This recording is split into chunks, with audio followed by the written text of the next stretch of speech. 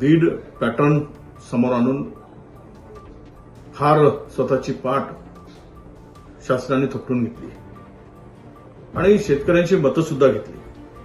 हा बीड पॅटर्न 1 रुपयात विमा काढून देण्याचा आला कुठून? त्याचं उगमस्थान काय? त्याचं उगमस्थान भ्रष्टाचारातून आहे.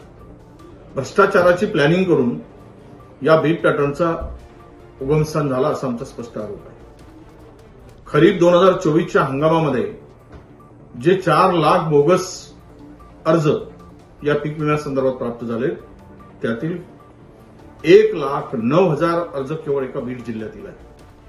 उद्या बोगस अर्ज आले म्हणून किंवा अर्जदारावर शेतकऱ्यावर कारवाई होईल, परंतु या पीक विमा योजनेतून रगळ पैसा कमवणाऱ्या भ्रष्टाचार करणाऱ्यांना आपण कारवाई करणार का, हा खरा प्रश्न आहे.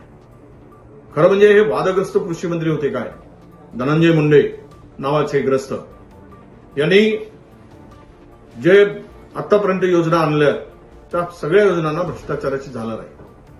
मुळात पहिला प्रश्न येतो की त्यांनी खरेदीमध्ये जो काही गोंधळ घातला आणि माननीय उच्च न्यायालयाने डीबीटी योजना बंद करून त्यांनी त्यामध्ये जवळपास 105 कोटी रुपये बोगस खात्यामध्ये टाकून स्वतः कमाई केल्याचा आरोप सर्वत्र होत आहे. दुसरा महत्वाचा विषय की सबसिडीच्या नावाने जवळपास 150-200 शेतकऱ्यांना बारामतीमधल्या गंडा घालण्याचं काम धनंजय मुंडेंच्या टीमने केलेलं आहे. त्यामध्ये त्यांचंही नाव येतो आहे. शेतकऱ्यांच्या टाळूवरील लोणी खाणारी जर महाराष्ट्रामध्ये सत्ताधारी असतील तर शेतकऱ्यांनी कुणाकडे बघायचं? आणि आता तर कहरच झाला की खरीप हंगाम 2024 मध्ये जे काही बोगसपणा झालाय, भ्रष्टाचार झालाय, यावर धनंजय मुंडेंच्या काळातील सर्व योजनांची चौकशी होणे आवश्यक आहे.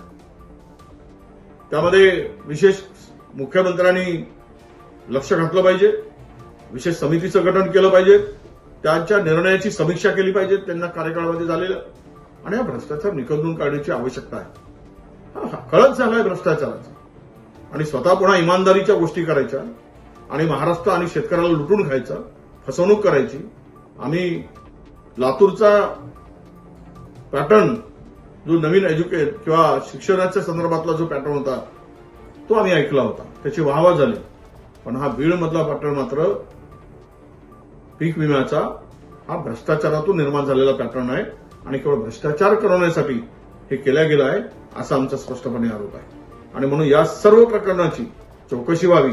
शेतकऱ्यालाच बळी न देता हे भ्रष्टाचार कमवून भ्रष्टाचाराच्या रूपानं लाखो कमवणाऱ्यावर कारवाई झाली पाहिजे आणि त्यामध्ये मंत्री सुद्धा जबाबदार आहे. त्यांच्या इशाऱ्याशिवाय, त्यांच्या सहकार्याशिवाय, त्यांच्या सहभागाशिवाय हा भ्रष्टाचार होऊच शकत नाही. आणि थोडी तरी जनाची आणि मनाची लाज वाटत असेल मंत्र्यांना, ज्यावेळेचे ते कृषी मंत्री होते, की एवढी चपराक हायकोर्टाने दिली, तुम्ही तो निर्णय का बदलला डीबीटीचा, तरी त्यावरून या मंत्र्यावर कारवाई होत नाही. म्हणजेच आता राष्ट्रवादीमध्ये भ्रष्टाचारांच्या सरदारांची पाठराखण केली जाते काय, असा प्रश्न अजितदादांच्या राष्ट्रवादीमध्ये या भ्रष्टाचारी सरदारांची राखणच होते, त्यांना संरक्षण दिलं जातं असा त्याचा स्पष्टपणे अर्थ आहे.